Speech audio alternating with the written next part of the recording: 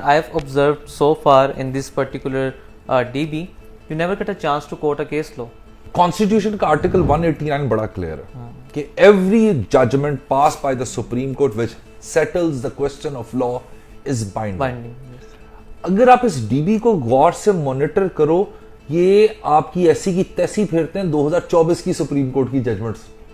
अब they are bound under article 189 to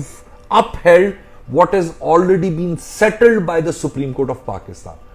For instance, मेरे पास circumstantial evidence पे 50 witnesses पे बड़ी जजमेंट थी, बट what if जो जजमेंट्स मैं आपको दूंगा 24 की सुप्रीम कोर्ट की जजमेंट है कि उसकी एविडेंशियरी वैल्यू क्या है। Then there is a judgment of 2024 जो कहती है कि रिकवरी इनकॉन्सिक्वेंशियल अगर आपने खौल बरामद नहीं किए, फिर उसके बाद वहां पे आपने जो 4 गोलियां आपने एलेज की हैं मौके से खौल दो हैं, फिर उसके बाद सेफ कस्टडी के ऊपर, यस ये भी चीज आपको बताऊं, आपको बहुत सारी जजमेंट्स इसी स्पेशल डीबी की सेफ कस्टडी के ऊपर मिलेंगी कि जो आपने रिकवरी मीमो भेजे हैं, फर्द मकबूजियां भेजी हैं पीएफएसए के लिए, उसमें इतना ज्यादा डिले है कि वो उसकी सेफ कस्टडी जो है वो डाउटफुल हो जाती है, तो उस पर सुप्रीम कोर्ट की जजमेंट आ जाती है। So meaning there bye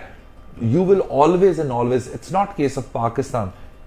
in India or everywhere you will find judgment on both sides, yes. But